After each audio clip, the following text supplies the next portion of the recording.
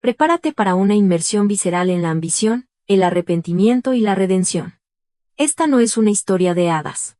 Es la anatomía de un colapso. Lo que estás a punto de leer es el viaje de un hombre que lo tenía todo, y lo perdió por no saber valorar lo único que era real. Sumérgete en el ascenso y la caída de Mateo Valero. Capítulo 1. La ruina del depredador. Atención. Si pensabas que la historia de fue intensa, prepárate para esta inmersión en la ambición, el arrepentimiento y la venganza. Esto es una advertencia. Lo que estás a punto de leer no es un cuento de hadas. Es la anatomía de un colapso. Imagina que el cielo sobre Madrid ha estallado en lágrimas. La lluvia azota furiosamente contra los cristales del Hotel Ritz, difuminando las icónicas siluetas de las Cibeles y el Paseo del Prado en una acuarela de luces doradas y plateadas. Dentro de la suite presidencial, Mateo Valero, el magnate inmobiliario que conquistó los cielos de la capital española con sus torres de cristal, levanta una copa de champán. Las burbujas atrapan el brillo de una lámpara de araña antigua. Frente a él, Elena Voss, la seductora ejecutiva de relaciones públicas de la empresa rival, ríe suavemente, sus labios rojos rozando el borde de su copa. El aire entre ellos vibra con una mezcla tóxica de peligro, perfume y traición. Mateo se dijo a sí mismo que era solo una noche para celebrar el acuerdo que lo hizo multimillonario de nuevo. Un escape inofensivo de la presión, de los ecos del llanto de un bebé en su mente. Por la libertad, susurró Elena, chocando su copa contra la suya. Sus ojos brillaban como ámbar fundido. Mateo no se dio cuenta de que, en ese preciso momento, la libertad tenía un precio que excedía con creces su riqueza. Su teléfono vibró en la encimera de mármol. Un mensaje de texto de su esposa, Clara, parpadeó brevemente en la pantalla. El bebé tiene fiebre. Por favor, vuelve a casa. Él le dio la vuelta al teléfono. La mano de Elena se deslizó sobre la suya. La música sonaba tenuemente en la habitación de al lado, y, afuera, un trueno partió el cielo madrileño. Horas después, la suite estaba en silencio, impregnada de champán y arrepentimiento. Elena dormía profundamente bajo sábanas de seda mientras Mateo estaba junto a la ventana, viendo el relámpago arrastrarse por la ciudad. Por un segundo fugaz, pensó en la voz suave de Clara, sus ojos cansados, la forma en que solía susurrar. Creo en ti, antes de cada gran reunión. Pero la fe había sido reemplazada hace mucho tiempo por la ambición. Se convenció de que se lo compensaría mañana. Cuando amaneció, salió del hotel. Con la cabeza palpitante y la corbata floja alrededor del cuello. Las calles del barrio de Salamanca brillaban con la lluvia de la mañana. Se detuvo en un café. Pidió un café solo y miró su reflejo en la puerta de cristal. Un traje caro, ojos hundidos, un extraño devolviéndole la mirada. Cuando llegó a su ático de lujo, el aire se sentía extraño, demasiado silencioso. Sin arrullos de la habitación del bebé, sin aroma a loción infantil o café recién hecho. Su instinto se retorció. Clara, gritó, su voz resonando en las paredes. Silencio, luego vio la cuna vacía, la mantita del bebé doblada cuidadosamente en la mecedora. Su corazón martilló cuando notó el sobre en la encimera, su letra dolorosamente familiar. Lo abrió de un tirón. Dentro había una sola página y la llave de la casa. Las palabras eran cortas, temblorosas, pero claras. Anoche, mientras estabas con ella, la fiebre de nuestro hijo alcanzó los 39 grados. Mateo, te esperé. Finalmente entendí que estaba esperando a un hombre que ya no existe. La llave se deslizó de su mano, golpeando el mármol con un sonido agudo y hueco. La lluvia corría por la ventana como lágrimas. Su teléfono vibró de nuevo. Era Elena enviando un mensaje. Anoche fue inolvidable. Mateo cayó de rodillas, dándose cuenta de la verdad demasiado tarde. Su esposa y su hijo recién nacido se habían ido, y con ellos todo lo que alguna vez lo hizo humano. Capítulo 1. La ruina del depredador, continuación. Las puertas del ascensor se abrieron al silencio. Mateo entró en su ático de Madrid, un espacio que alguna vez estuvo lleno de calidez, risas y el suave tarareo de una nana. Ahora se sentía como un mausoleo. El tenue aroma a polvos de talco permanecía en el aire, mezclándose cruelmente con la frialdad estéril de los suelos de mármol. Sus zapatos caros resonaban con cada paso, reverberando a través del vacío que lo rodeaba. Clara. Su voz tembló. Sin respuesta, solo el zumbido bajo del refrigerador y el trueno distante. Llamó a su nombre de nuevo, más fuerte esta vez. pero la única respuesta fue el eco hueco de su propia voz. Sobre la mesa del comedor, un biberón medio lleno, frío e intacto. Junto a él, una foto enmarcada de los tres tomada hace solo 2 semanas en el retiro. La sonrisa de Clara era suave, cansada, pero radiante. Mateo recordaba ese día vívidamente. Ella había bromeado sobre que él nunca cambiaba pañales. Y él se había reído, prometiendo que empezaría mañana. No habría mañana. Ya no. El pánico surgió. Agarró su teléfono, marcando su número una y otra vez, yendo directo al buzón de voz. Llamó al hospital. No hubo ingresos recientes. Llamó a su mejor amiga, sin respuesta. Cada segundo se sentía más pesado, como si las paredes se estuvieran cerrando. Tropezó hacia la habitación del bebé, un lugar que Clara había pintado ella misma en suaves tonos de azul y crema. La mecedora chirriaba ligeramente, balanceándose por la corriente de la ventana abierta. En la cómoda, su anillo de bodas brillaba junto a una nota doblada. La letra era suya. Serena, deliberada, final. No nos busques. Ya elegiste quién eres. Su respiración se entrecortó. Por primera vez en años, Mateo Valero, el hombre que conquistó el horizonte de Madrid, se sintió indefenso. Se hundió en el suelo de la guardería, agarrando la nota. La ciudad que alguna vez se inclinó ante él, ahora se alzaba como un gigante indiferente más allá del cristal. Un golpe lo sobresaltó. Abrió la puerta para encontrar a su asistente, Ben, sosteniendo una tableta. Señor, tenemos un problema, dijo con cautela. La prensa acaba de publicar una historia sobre anoche. Fotos. Tú y Elena en el Ritz. Mateo se congeló. ¿Qué? Ben le mostró la pantalla. El titular gritaba. Magnate inmobiliario de fiesta con mujer misteriosa mientras su esposa cuida a un recién nacido. Debajo, una foto de Mateo y Elena riendo. Copas de champán levantadas, la ciudad brillando detrás de ellos. Su estómago se revolvió. En cuestión de minutos, su teléfono explotó. Llamadas de inversores, miembros de la junta, periodistas, su imperio se estremeció. Años de reputación deshechos de la noche a la mañana. Elena había prometido discreción, pero también lo había grabado todo. Ya podía escuchar su voz de la noche anterior. Dulce. Ensayada. Peligrosa. Relájate, Mateo. Nadie tiene por qué saberlo nunca. Ahora todos lo sabían. Tropezó hacia el mueble bar y sirvió un vaso de whisky.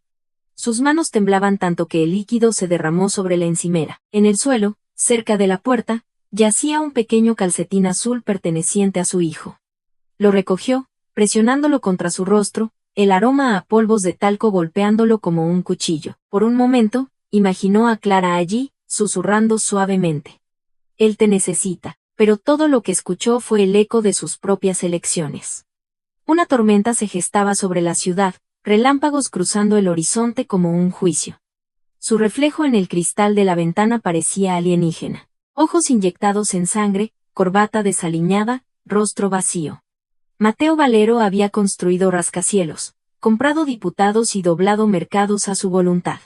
Pero ahora ni siquiera podía encontrar a su esposa, y en algún lugar profundo, sabía que esto era solo el comienzo de su castigo. Peón negro. Capítulo 2. La venganza se sirve fría en la Gran Vía. La luz de la mañana se filtraba por las altas ventanas del lujoso apartamento de Elena Vos en la Gran Vía de Madrid. Ella consideraba la capital española solo un trampolín. El lugar olía a velas de vainilla y victoria. Se sentó con las piernas cruzadas en un sofá de crema, navegando por su teléfono mientras los titulares sobre el escándalo de Mateo explotaban en línea. Sus labios se curvaron en una sonrisa burlona. Pobre Clara, murmuró burlonamente, removiendo su café con leche de avena. Nunca entendió el tipo de hombre con el que se casó. Mateo estaba cerca de la ventana, con la mandíbula apretada, mirando la ciudad que alguna vez lo adoró. Todos los medios de comunicación publicaron la misma historia. La noche secreta del multimillonario Mateo Valero en el Ritz. Fotos de él con Elena en el bar riendo, ella tocando su mano. Su junta llamaba sin parar. Sus inversores exigían una explicación. ¿Es esta tu idea de discreción?, espetó Mateo. Su voz resonó en los suelos de mármol. Elena ni siquiera se inmutó. Relájate, Mateo. Los medios olvidan más rápido de lo que perdonan. Unas pocas donaciones, Algunas entrevistas sobre salud mental y presión. Serás el genio incomprendido la próxima semana. Mateo la fulminó con la mirada, sintiendo una ola de disgusto. No entiendes. Clara se ha ido con mi hijo. ¿Entiendes eso? Elena finalmente levantó la vista, fingiendo simpatía. Me dijiste que era frágil. Quizás finalmente se rompió. La mano de Mateo golpeó la pared. ¿Crees que esto es divertido? Ella sonrió. Creo que es irónico. Querías libertad, ¿no? Bueno, ahora la tienes. Su teléfono vibró y lo anguló hacia él. Era un mensaje de una fuente anónima. La oferta sigue en pie. $500,000 por las imágenes. Debajo del texto había una miniatura borrosa. Mateo, sin camisa, besando su hombro en el bar. Se congeló. ¿Me grabaste? Claro, cariño, dijo ella suavemente, dejando el teléfono a un lado. No eres el primer hombre en prometer un paraíso y entregar traición. Aprendí a protegerme. Mateo dio un paso hacia ella, con la rabia ardiendo en sus ojos. ¿Borrado o qué? ¿O qué? Susurró ella, levantándose para igualar su altura. Me golpearás, me amenazarás. Puede que hayas asustado a tu esposa con ese tono de multimillonario, pero yo no soy ella. Soy la que sabe cómo te ves cuando eres débil. La respiración de Mateo se hizo pesada. Se dio la vuelta, paseando por la habitación, pasándose ambas manos por el cabello. Cada segundo cerca de ella se sentía venenoso. Su teléfono sonó. Era su director financiero. Respondió rápidamente, con la voz tensa. Mateo, dijo el hombre nerviosamente. Tenemos una situación. Alguien acaba de vender documentos internos a Hold Capital. Están organizando una adquisición hostil. Estamos sangrando acciones minuto a minuto. Detente, murmuró Mateo. Sí, y hay más. Los documentos provienen de tu servidor privado. Fue accedido bajo las credenciales de Elena Vos. La mirada de Mateo volvió a ella. Elena estaba sonriendo, tranquila, casi orgullosa. ¿Me vendiste?, dijo con incredulidad. Ella se encogió de hombros. Negocios, cariño. Hod me ofreció protección y opciones. Tú me ofreciste mentiras. Él la miró fijamente mientras la comprensión amanecía. Clara no había sido la única planeando una escapada. Él había estado viviendo en una red tejida por cada mentira que había contado. Agarró su chaqueta, dirigiéndose a la puerta. Esto no ha terminado. La voz de Elena lo siguió como seda y veneno. Oh, sí lo ha hecho, Mateo. Solo que tú aún no lo has aceptado. Las puertas del ascensor se cerraron detrás de él, atrapando su reflejo en las paredes espejadas. Corbata torcida, rostro pálido, ojos ardiendo de miedo. Por primera vez en su vida, Mateo Valero no era el depredador. Era la presa, y mientras el ascensor descendía, supo una cosa con certeza escalofriante. Elena Vos acababa de destruirlo exactamente de la misma manera que él había destruido a Clara. Capítulo 3. La huida planeada y el protector misterioso. La lluvia se convirtió en aguanieve mientras el Mercedes negro de Mateo Valero rugía por la noche. Sus faros cortaban las autopistas vacías que conducían al norte. Los limpiaparabrisas golpeaban como un latido frenético. No había dormido en 3 días. Cada kilómetro que conducía se sentía como una confesión. En algún lugar más allá del horizonte helado estaban Clara y el niño que nunca había conocido realmente. Apretó el volante hasta que sus nudillos se pusieron blancos. Su teléfono montado en el tablero mostraba el último rastro del uso de su tarjeta de crédito.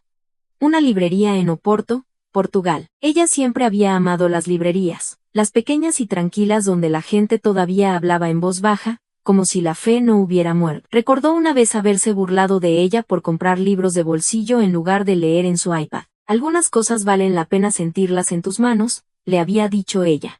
Él no lo había entendido entonces. Ahora sí, las luces de la ciudad de Oporto aparecieron en la distancia, apagadas, envueltas en niebla, indiferentes.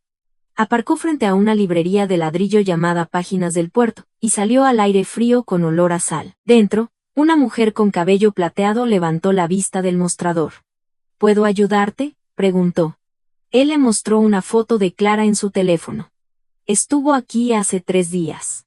Dijo a dónde iba. La mujer vaciló, sus ojos se suavizaron. Tenía un bebé con ella. Compró algunos libros. Buenas noches, Luna y una copia de Mujeres que corren con los lobos. Pagó en efectivo. Preguntó por alquileres cerca de la costa. El pecho de Mateo se apretó. ¿Dejó algún número? No, pero se veía decidida, como alguien que no iba a volver. Salió de la tienda. La nieve caía más fuerte ahora, cubriendo la calle de silencio. El investigador privado que había contratado llamó unos minutos después. Valero, esto no te va a gustar, dijo el hombre. El coche de tu esposa fue encontrado abandonado cerca de Vigo, una ciudad costera en Galicia, España. No hay rastro de ella o del bebé. Solo Estática crepitó antes de que Mateo la escuchara. Un bebé llorando, débil, pero real. ¿De dónde vino eso? Imágenes de la cámara del tablero de un camión de reparto local. Con sello de tiempo. La misma noche que desapareció. Estaba hablando con un hombre antes de subir a otro vehículo. Las placas son imposibles de rastrear. Un hombre. El pulso de Mateo se disparó. ¿Quién? No lo sabemos todavía. Pero quien sea, son inteligentes. Todo rastro digital de ella se desvaneció una hora después de que lo conoció. Cuentas bancarias vaciadas. Teléfono borrado. GPS apagado. Ella no solo huyó, Valero, ella se borró a sí misma. La llamada terminó, dejando a Mateo solo con el sonido del viento aullando desde el Atlántico. Miró las olas negras rompiendo contra las rocas. Se dio cuenta de que Clara no había huido por miedo. Ella lo había planeado. Alguien la había ayudado. De vuelta en Madrid, el mundo se tambaleaba ante su caída. Elena había filtrado otro videoclip.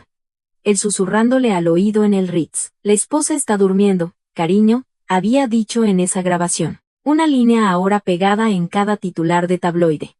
Su junta votó para destituirlo permanentemente. Sus cuentas fueron congeladas. Los periodistas acampaban fuera de su ático, gritando preguntas sobre la desaparición de Clara. Los ignoró a todos, mirando el único rastro que le quedaba, un calcetín de bebé encontrado en su SUV. Lo guardaba en su bolsillo ahora, como una confesión de la que no podía escapar. A medianoche, un nuevo correo electrónico apareció en su bandeja de entrada. Sin remitente, sin asunto, solo una frase. Me enseñaste que el poder puede destruir todo. Ahora aprenderás lo que se siente al perderlo. Adjunta había una foto. Clara de pie en un acantilado costero, el viento azotando su cabello, pero su bebé envuelto en sus brazos. Se veía fuerte, libre, intocable. La garganta de Mateo se apretó. Por primera vez en su vida, el hombre que conquistó Madrid se dio cuenta de que podría no recuperarla nunca. Capítulo 4. La historia de un ancla rota. Mucho antes de que Mateo Valero se convirtiera en el nombre implacable que aparecía en las revistas de negocios, era solo un hombre roto acostado en una cama de hospital, mirando baldosas del techo que no podía contar. 7 años atrás, un accidente automovilístico lo había dejado con 2 costillas fracturadas y una clavícula rota. La noche que ocurrió, había estado conduciendo demasiado rápido bajo la lluvia madrileña, furioso después de perder un acuerdo. El destino, cruel y calculado, lo había llevado al Hospital Clínico San Carlos. Y a ella, Clara Morgan. Ella no era como las mujeres a las que Mateo estaba acostumbrado. Sin tacones de diseño, sin risas de champán. Su cabello estaba recogido en un moño desordenado, mechones cayendo sobre su frente mientras revisaba su suero. Olía ligeramente a lavanda y antiséptico. Tienes suerte, dijo, con voz tranquila pero firme. El coche es siniestro total, pero tu corazón sigue latiendo.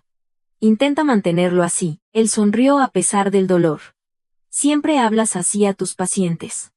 Solo a los arrogantes, respondió, garabateando notas en su historial. Por primera vez en años, alguien lo miró y no vio dinero ni poder. Vieron a un hombre que estaba sangrando, asustado y obstinado.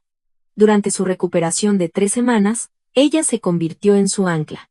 Hablaban por la noche cuando la ciudad afuera se quedaba en silencio. Ella le contaba sobre su infancia en Galicia, cómo había perdido a su madre por una enfermedad, cómo trabajaba turnos dobles para pagar la escuela de enfermería.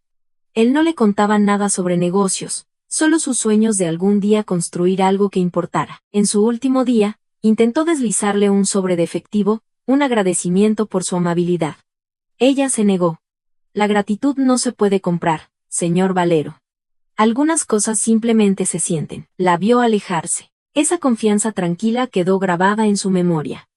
Meses después, le apareció en su hospital con flores y una petición sencilla.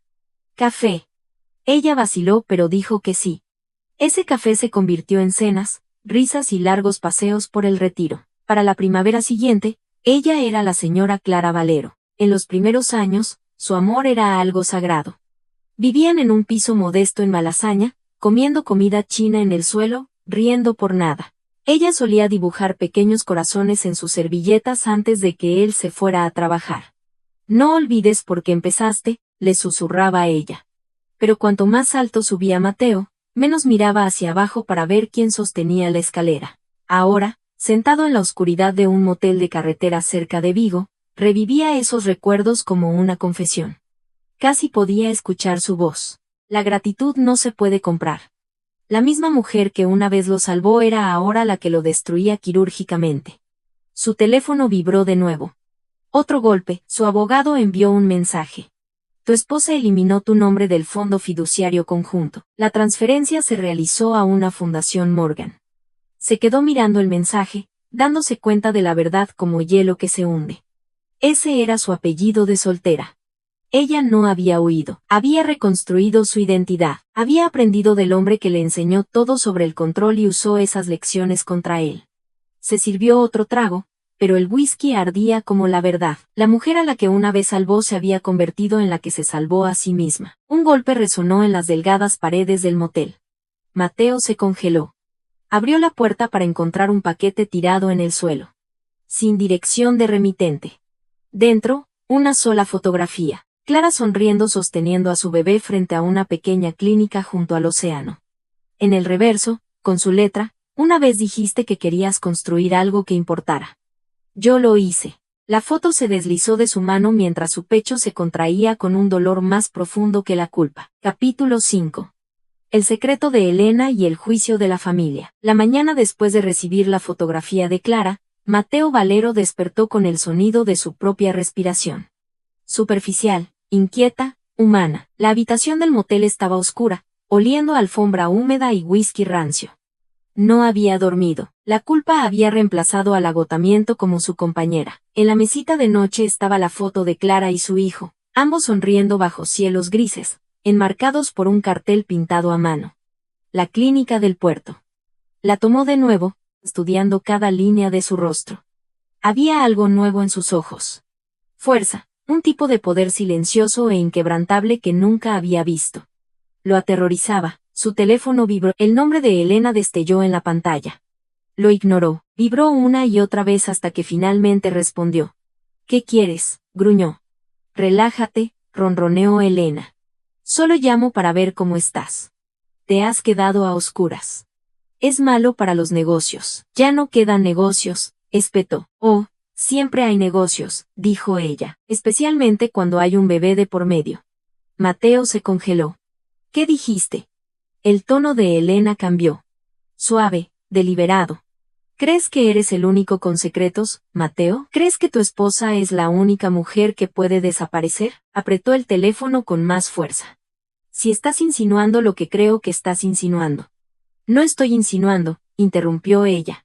Te estoy diciendo que estoy embarazada. El silencio se tragó la línea. Se sintió como si una bala hubiera explotado detrás de sus costillas. Eso es imposible, dijo en voz baja. Estás mintiendo. Tal vez, dijo ella, con su sonrisa audible al otro lado del teléfono. Pero imagina lo que harían los tabloides con esta historia. Magnate desprestigiado deja embarazada a su amante mientras su esposa desaparece con el recién nacido.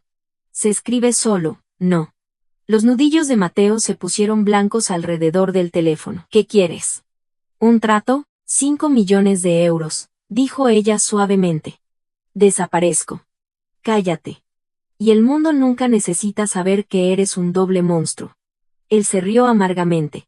¿Realmente crees que me queda ese tipo de dinero? Holt me está dejando limpio. Oh, lo sé, dijo ella. Por eso también me tomé la libertad de enviarle nuestro pequeño video.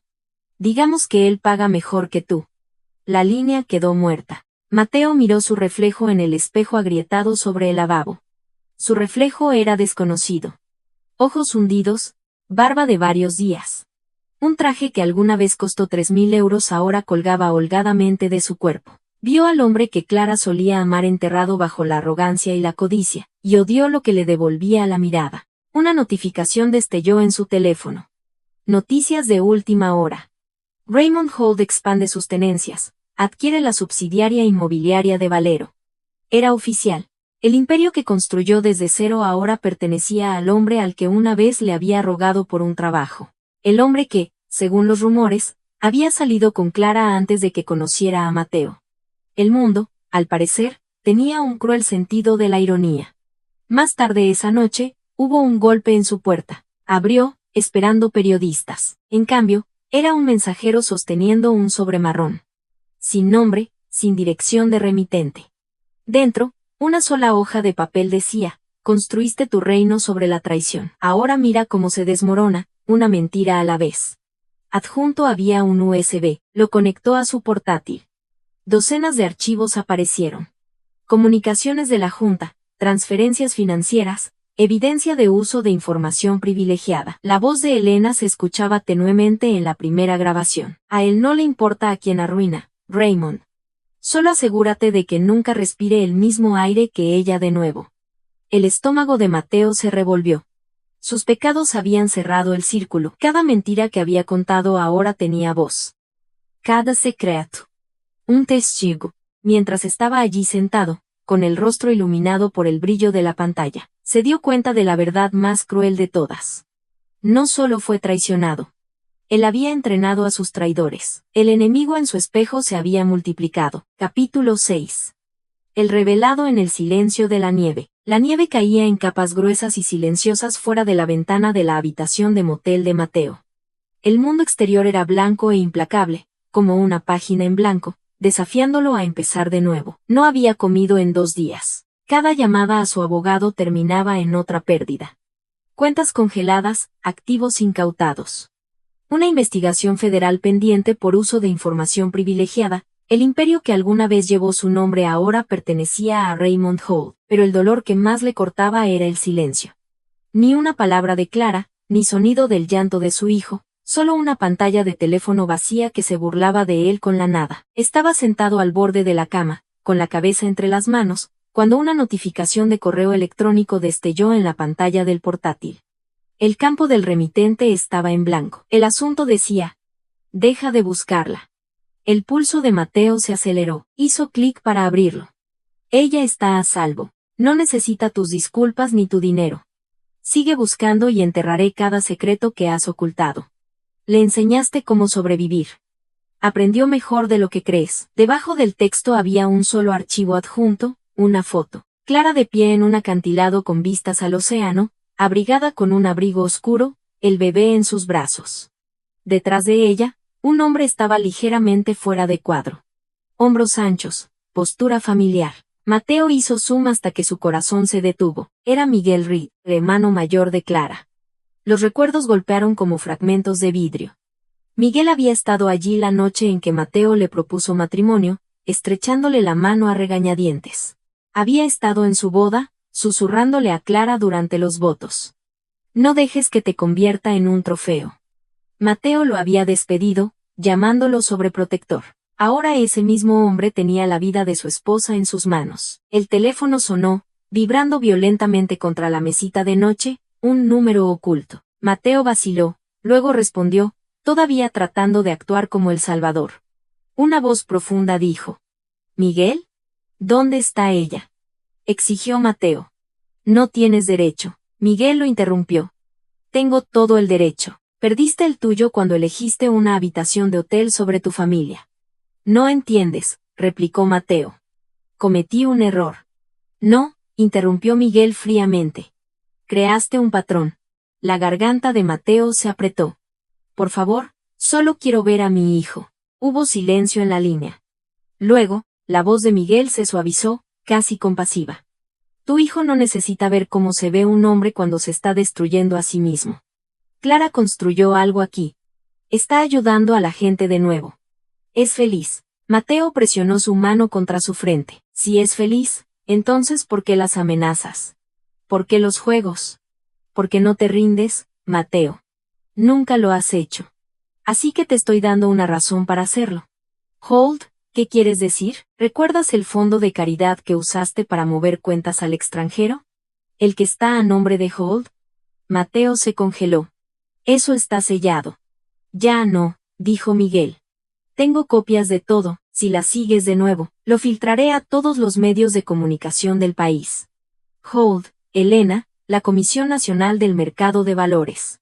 Todos verán qué tipo de hombre eres realmente. Mateo sintió que su estómago se encogía. ¿Me estás chantajeando? No, dijo Miguel. La estoy protegiendo. Alguien debería haberlo hecho hace mucho tiempo. La línea quedó muerta.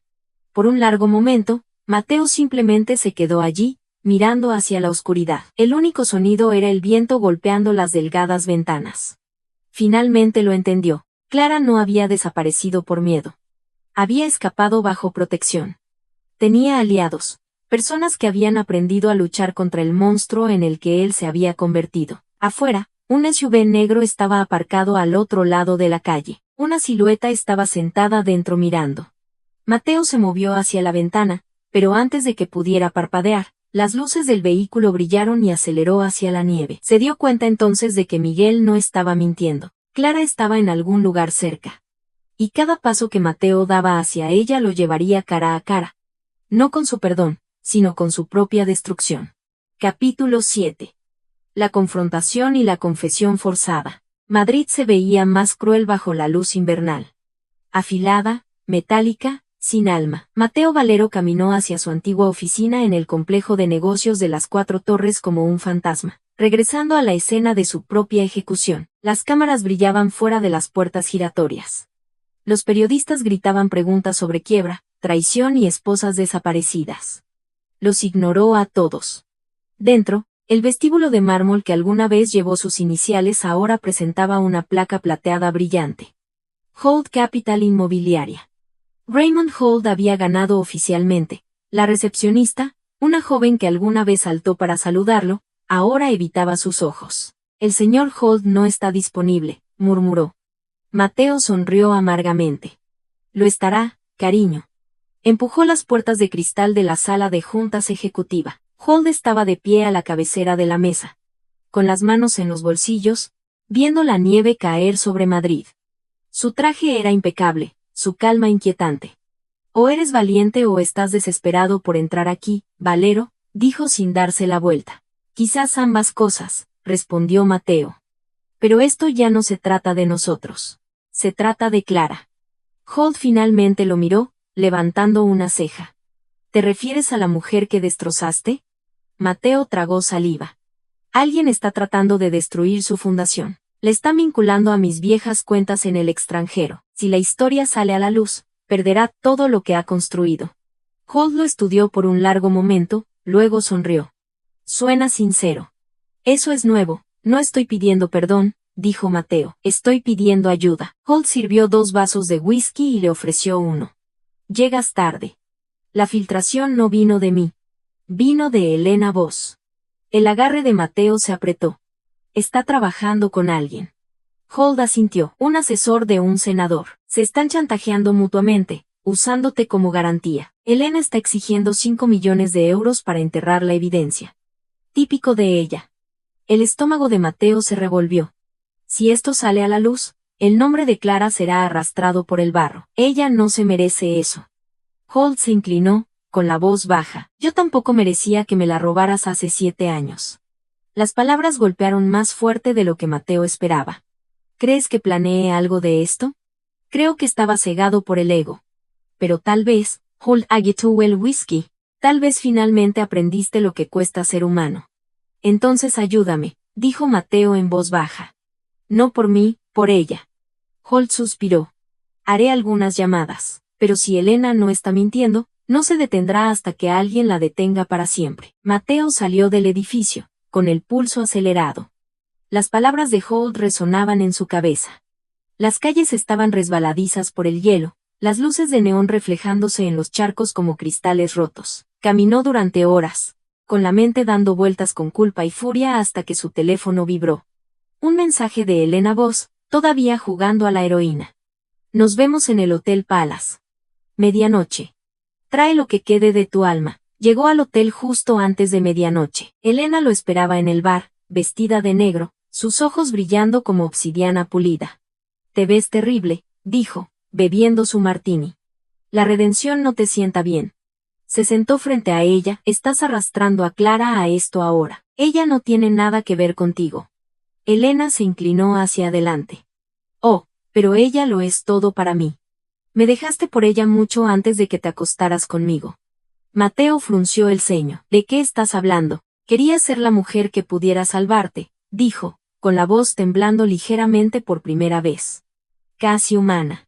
Pero ella ya lo era. Solo que no te diste cuenta hasta que fue demasiado tarde. Mateo la miró fijamente, dándose cuenta de que debajo del veneno había verdad. No te pagaré nada, dijo. Libera los archivos y me expondré yo mismo.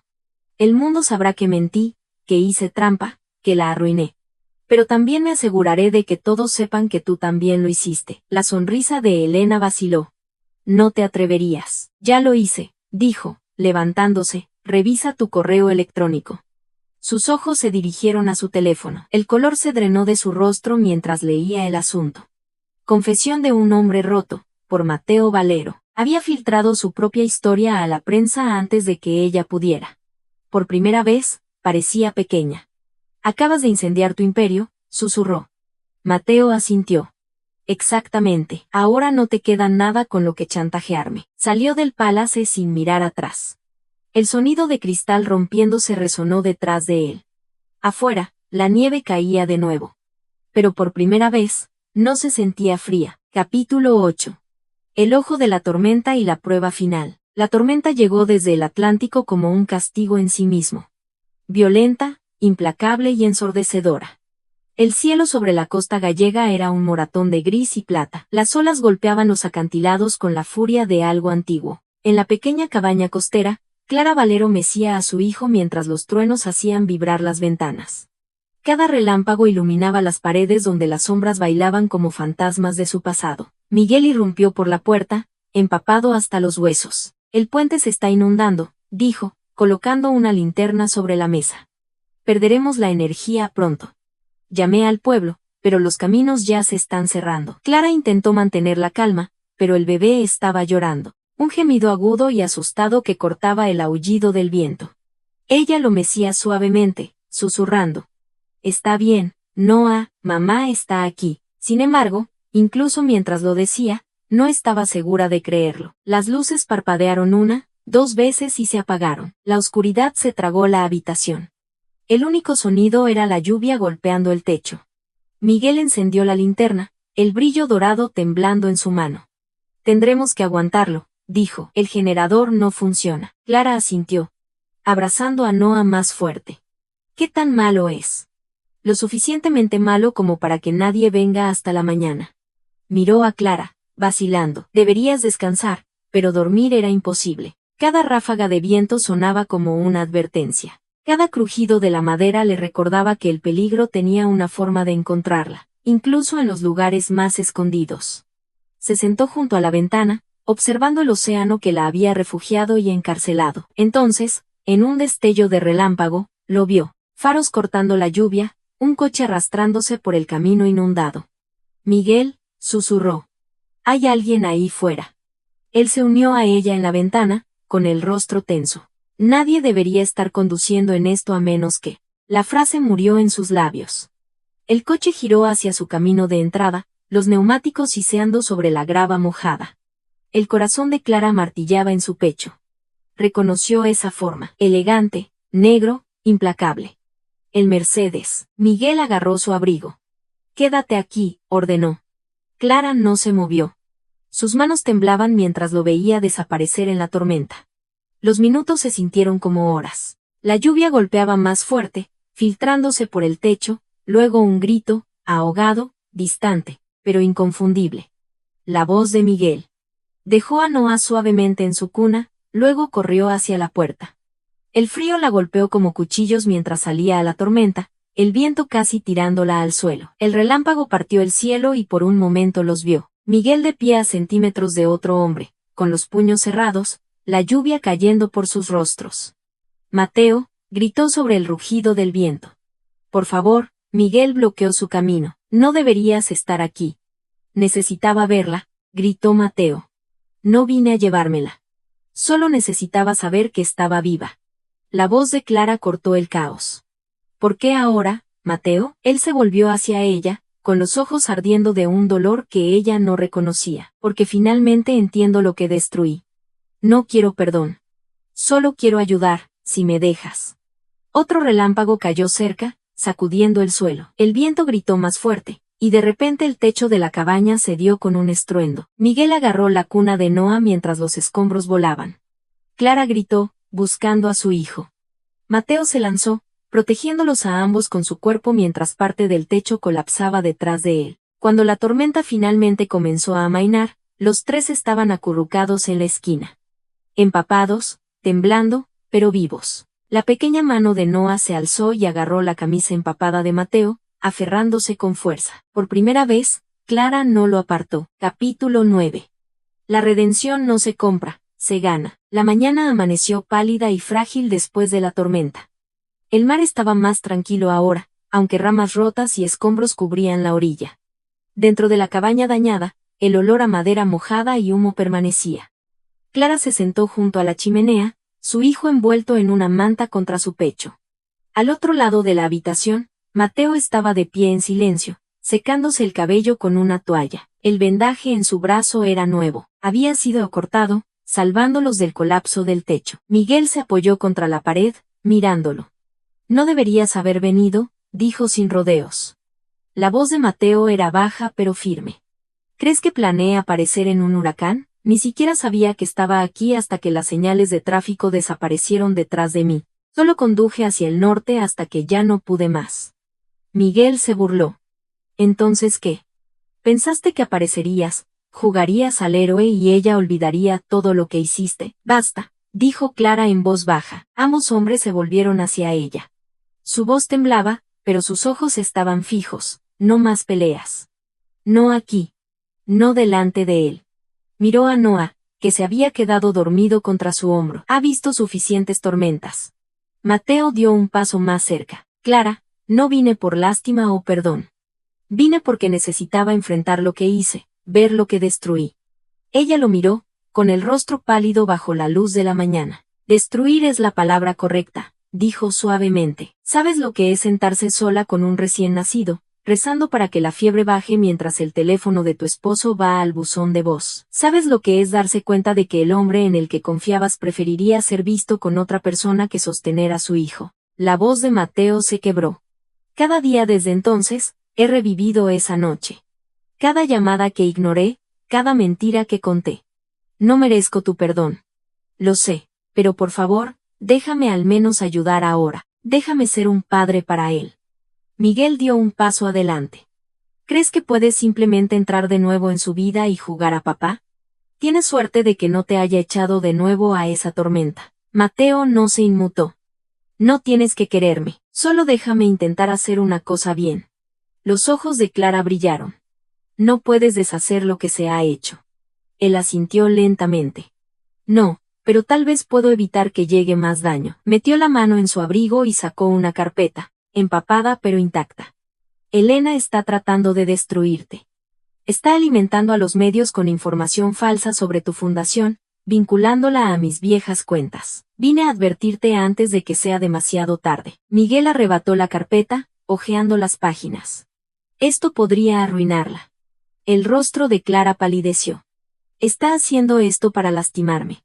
Mateo negó con la cabeza. Para lastimarme a mí, tú eres solo daño colateral. Por un momento, el silencio llenó la habitación, salvo por el crepitar del fuego. Clara se levantó y caminó hacia él, sus pies descalzos en silencio sobre el suelo de madera. Podrías haber enviado a un abogado. No tenías que venir tú mismo, no podía dejar que alguien más te protegiera de nuevo, dijo simplemente. Algo en su tono rompió su guardia, aunque solo fuera por un segundo. Se veía acabado, sus hombros alguna vez orgullosos caídos, sus manos temblando ligeramente. Este no era el hombre que la había abandonado por el lujo. Este era un hombre despojado de todo menos del arrepentimiento. La voz de Miguel se suavizó. Si esta filtración sale a la luz, los federales la investigarán a ella también. Mateo asintió. Por eso necesito volver a Madrid. Asumiré la culpa. Firmaré cualquier confesión que quieran. Ella y el bebé permanecerán intactos. Clara contuvo las lágrimas. ¿Arruinarías tu vida por nosotros? Él sonrió levemente. Es la decisión más fácil que he tomado. Afuera, el cielo gris comenzó a despejarse, la luz filtrándose a través de la ventana rota. Clara lo vio salir de la cabaña y subir a su coche, el viento oceánico azotando su cabello. Por primera vez, no sintió odio, solo la punzada de algo que todavía se negaba a morir. Capítulo 10. Reconstrucción y la última carta. El viaje de regreso a Madrid le tomó a Mateo 10 horas a través de una lluvia gris interminable. Cada kilómetro se sentía más pesado. Una cuenta regresiva para cualquier ajuste de cuentas que le esperara al final del camino. Holt le había advertido, una vez que confesara, no habría vuelta atrás. Pero Mateo ya no pensaba en su imperio. Pensaba en Clara, una voz temblorosa, sus ojos llenos de furia y algo peligrosamente cercano a la compasión. Cuando llegó a la ciudad, el horizonte no se sentía como en casa. Parecía un juicio. Su antiguo ático, alguna vez un faro de riqueza y orgullo, ahora estaba oscuro y vacío. Se registró en un hotel barato en la zona de Lavapiés y pasó la noche redactando una confesión, una que limpiaría el nombre de Clara y expondría sus propios crímenes. Escribió lenta y deliberadamente. Yo, Mateo Valero, reconozco que falsifiqué cuentas de la empresa para proteger mis ahorros personales. La Fundación Morgan no tuvo conocimiento ni participación en estas transacciones. Cualquier acusación contra Clara Valero es resultado solo de mi engaño. Cuando terminó, lo firmó y se quedó mirando la página hasta que la tinta se borró. A la mañana siguiente, entregó la confesión a un periodista de El País. Publíquenlo, dijo, todo. La mujer se vio sorprendida. ¿Estás seguro? Esto destruirá lo que queda de tu reputación. Ya se ha ido, respondió, pero tal vez le dé una oportunidad de vivir. Para el mediodía, la historia estaba en todas partes. Mateo Valero confiesa fraude financiero, exculpa a su esposa. Las mismas redes que alguna vez celebraron su ascenso ahora devoraban su caída. Los periodistas acampaban fuera del juzgado, su nombre era tendencia junto a palabras como vergüenza y traición. Esa noche, se sentó en un banco de un parque cerca del río Manzanares, las luces de la ciudad reflejándose en el agua negra. Su teléfono vibró con docenas de mensajes. Abogados, ex socios, viejos amigos rogándole que se retractara de su declaración. Los ignoró a todos. Luego, un mensaje de texto de un número desconocido apareció. No deberías haber hecho esto, Miguel. Mateo vaciló, luego respondió. Dile que se acabó. Es libre. Unos minutos después, llegó la respuesta. Ella ya lo era. Cerró los ojos, respirando el aire frío que cortaba a través de su abrigo. En algún lugar, esperaba que Clara estuviera durmiendo, o su hijo a salvo a su lado. Ese pensamiento solo hacía que la ruina valiera la pena, pero el universo no había terminado con él. Justo después de la medianoche, su teléfono sonó de nuevo. Esta vez, era el hospital de Vigo. La voz de la enfermera temblaba. Señor Valero, su hijo fue admitido hace una hora. Fiebre alta, infección severa. La señora Valero solicitó que se le notificara. El corazón de Mateo se heló. Está bien. Está estable. Pero es crítico. El cirujano pediátrico más cercano está en Lisboa. Estamos organizando transporte de emergencia. No pensó. Simplemente corrió. 6 horas después, estaba en el pasillo del hospital, desaliñado, sin aliento y aterrorizado. A través de la ventana de cristal de la pequeña unidad de cuidados intensivos, vio a Clara sentada junto a la cama de Noah, sosteniendo la mano del niño. Las máquinas pitaban suavemente, recordatorios frágiles de lo delgada que era la línea entre la vida y la pérdida. Ella levantó la vista cuando sintió su presencia. Sus ojos se encontraron a través del cristal. Por primera vez, no hubo rabia, solo agotamiento, miedo y algo más profundo de lo que cualquiera de los dos podía nombrar. Abrió la puerta y Clara no lo detuvo. Caminó hasta la cama y tocó suavemente el brazo pequeño de su hijo. Hola, pequeño, susurró. Es papá. Noah se movió ligeramente, sus párpados revoloteando. La voz de Clara era suave pero inestable. Ha estado llamándote en sueños. Mateo tragó saliva. Estoy aquí ahora. El médico entró, explicando la situación a toda prisa. Noah necesitaría cirugía inmediata. Mateo se volvió hacia Clara. Déjame encargarme de esto. Pagaré por todo. Por favor, solo déjame hacer esta cosa bien. Ella asintió lentamente, las lágrimas desbordándose. Solo no desaparezcas de nuevo. Él sostuvo su mirada. Nunca. Esa noche, Mateo se quedó despierto junto a la cama del hospital, su mano descansando sobre la de su hijo. Cada pitido del monitor era un recordatorio de la vida que casi perdió 2 veces. Y por primera vez en años, rezó. Capítulo 11. El amanecer del nuevo hombre. La cirugía duró 4 horas agonizantes. Mateo caminaba por el pasillo fuera del quirófano pediátrico como un hombre esperando su propio veredicto. Cada segundo que pasaba era un castigo por años de egoísmo. A través de la pared de cristal, podía ver el tenue contorno del cuerpo diminuto de su hijo bajo las brillantes luces quirúrgicas. Una vista que lo redujo de titán a nada más que un padre rezando por misericordia. Clara se sentó cerca, con las manos juntas, los labios temblando en una oración silenciosa. La misma mujer que una vez dejó llorando sola en su ático era ahora la persona más fuerte de la habitación. Cuando finalmente habló, su voz era apenas un susurro. Dijeron que la infección se propagó rápido. Si hubiéramos venido más tarde, se interrumpió, incapaz de terminar. Mateo se desplomó en el asiento a su lado. Es un luchador, dijo suavemente. Eso lo sacó de ti. Clara no lo miró. Casi no lo cuenta por tu culpa. Si no hubieras, él la interrumpió suavemente. Lo sé, Clara. Por un largo momento, el único sonido fue el zumbido rítmico de la maquinaria del hospital. Finalmente, el cirujano salió. El agotamiento estaba grabado en su rostro. Está estable, dijo. La operación fue un éxito. Necesitará tiempo para recuperarse, pero su hijo va a estar bien. El alivio fue tan agudo que casi dolió. Clara rompió a llorar, cubriéndose el rostro con las manos. Mateo exhaló temblorosamente, con los hombros sacudidos. Gracias, susurró. Pero el médico ya se había movido a la siguiente emergencia. Cuando la enfermera les permitió entrar, Noah estaba dormido bajo sábanas blancas suaves, su pequeño pecho subiendo y bajando lentamente. Clara se sentó junto a su cama, acariciando su cabello. Mateo estaba detrás de ella, con las manos en los bolsillos, temeroso de respirar demasiado fuerte. Se parece a ti cuando duerme, dijo ella suavemente. Mateo tragó saliva. Entonces me aseguraré de que nunca se parezca a mí cuando despierte. Esa noche, mientras Clara descansaba su cabeza en la cama, Mateo salió silenciosamente de la habitación. Encontró la capilla del hospital, un espacio pequeño y oscuro lleno de velas parpadeantes. No era un hombre de rezar, pero ahora se arrodilló, el azulejo frío bajo él anclando el momento. Si lo dejas vivir, susurró, toma lo que quede de mí en su lugar. No era un trato. Era una rendición. A la mañana siguiente, la luz del sol se filtraba por las persianas. Noah estaba despierto, sus dedos pequeños alcanzando la luz. Clara sonrió a pesar de su agotamiento.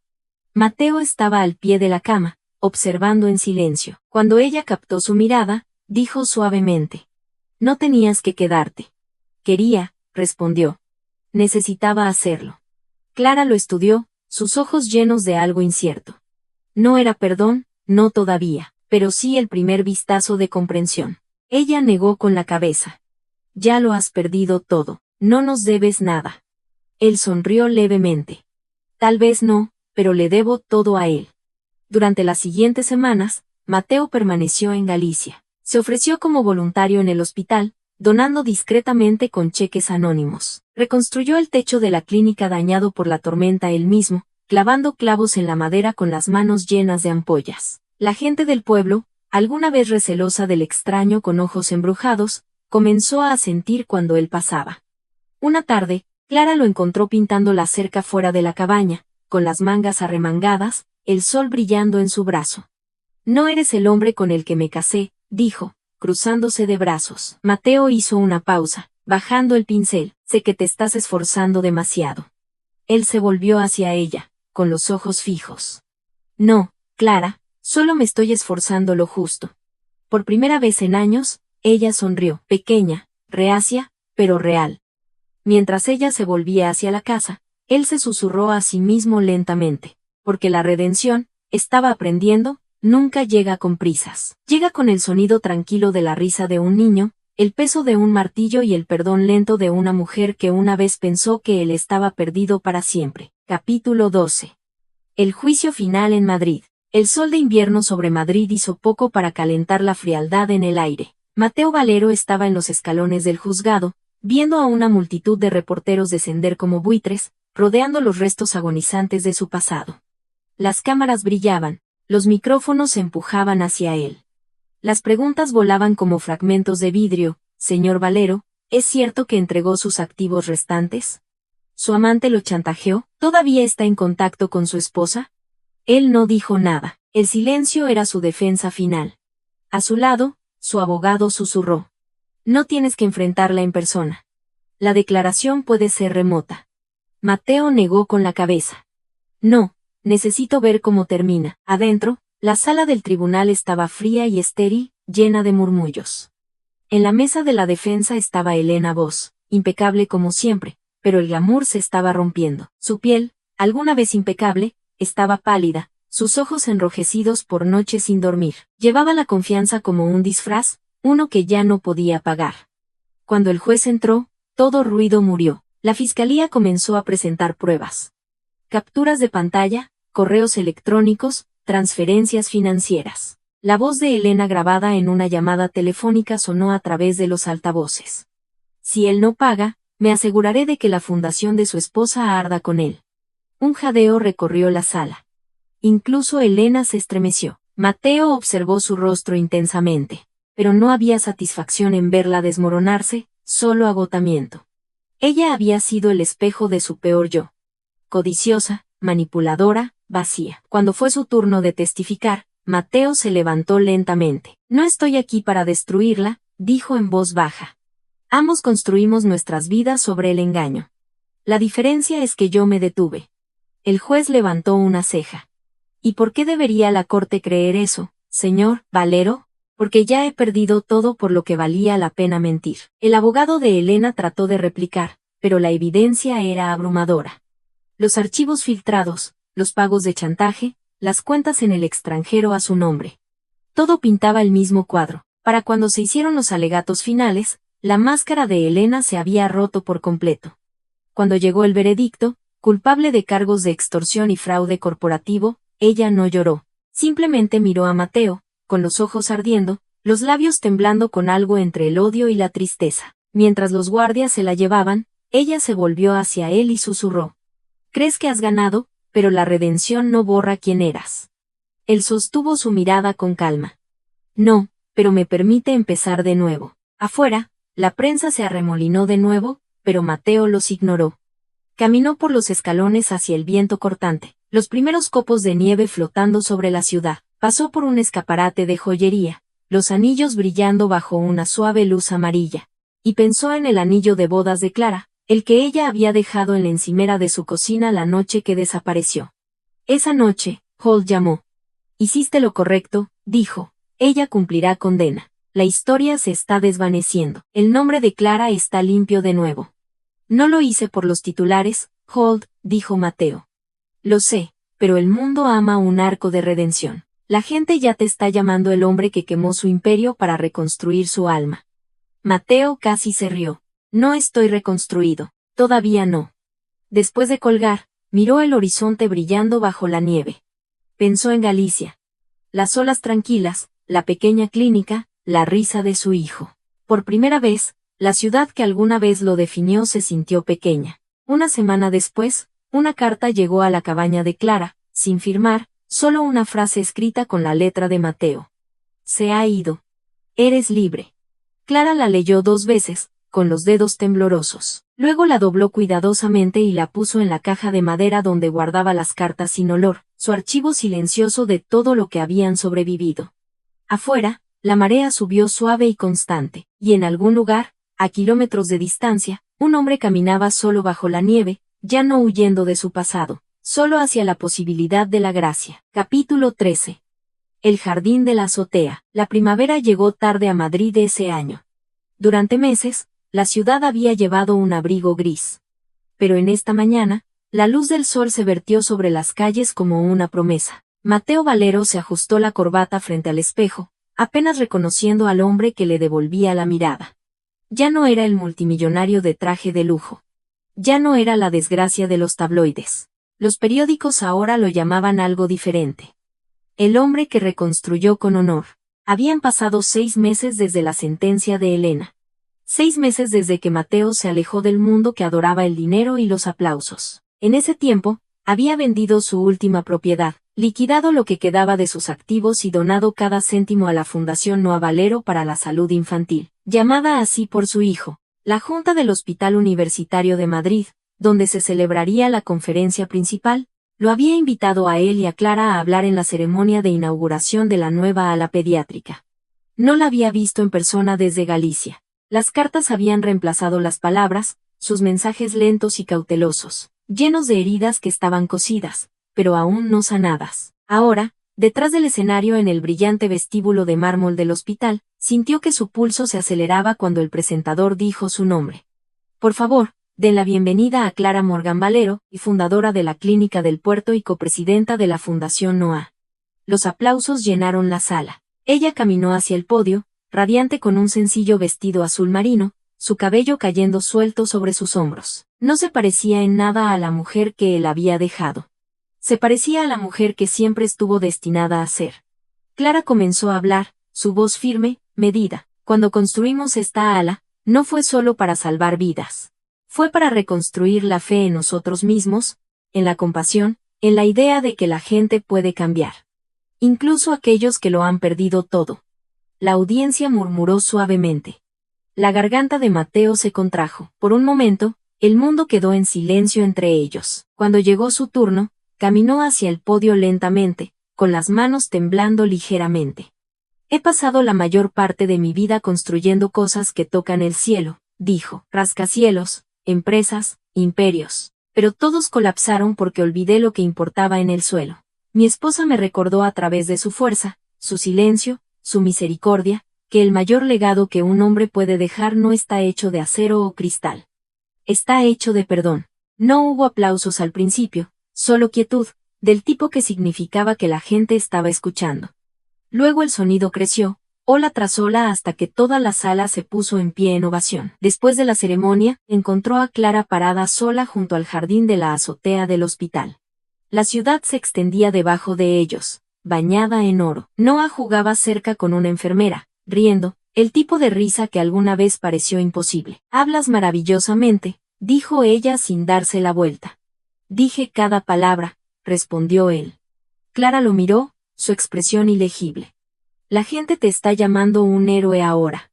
Mateo negó con la cabeza. Los héroes no destruyen las cosas que aman. Ella sonrió débilmente. Quizás los héroes son solo personas que aprenden demasiado tarde. Pero intentarlo de todos modos. Se quedaron en silencio, el viento rozándolos. Entonces ella dijo suavemente. No pensé que vendrías hoy, tenía que hacerlo, admitió. Necesitaba ver la vida que construiste sin mí. Clara se volvió hacia él por completo. No fue sin ti, Mateo. Fue debido a ti. Porque perderte me obligó a ser más fuerte. Su honestidad cortó más profundamente que cualquier insulto. Sin embargo, también sanó algo en él. Mientras el sol comenzaba a ponerse, los tres, padre, madre e hijo, estuvieron juntos por primera vez sin miedo. Clara se acercó, sus dedos rozando los suyos. Él tendrá la edad suficiente para entender algún día, dijo suavemente. Cuando pregunte quién eres, ¿qué debería decirle? La voz de Mateo era baja, firme. Dile que soy un hombre que olvidó lo que era el amor, y pasó el resto de su vida aprendiendo cómo merecerlo. Epílogo. El peso de la gratitud. El aire fuera del hospital vibraba con la calidez de la primavera. El tipo de mañana madrileña que olía a café fresco y segundas oportunidades. Las banderas ondeaban con la brisa sobre la gran entrada. Ala pediátrica Noa Valero. Un nuevo comienzo. Un año después de aquel día, Mateo y Clara se reunieron en Oporto, el lugar donde todo se había derrumbado. En la terraza del River Café, el restaurante donde tuvieron su primera cena de aniversario, el cielo brillaba sobre el río Duero. ¿Todavía extrañas el poder?, pregunta Clara. Él niega con la cabeza. Solía perseguir los aplausos. Ahora persigo la quietud. Y aprendí que la quietud puede ser ruidosa de todas las formas correctas. Noa corre hacia ellos con un dibujo. Papá, mira, un dragón. Mateo lo levanta en sus brazos, riendo. Un dragón fuerte, igual que tú. Clara los observa, el sol poniente reflejándose en sus ojos. Ella extiende la mano, tocando la de Mateo. No tenías que esperar por ello. A veces la vida te sorprende.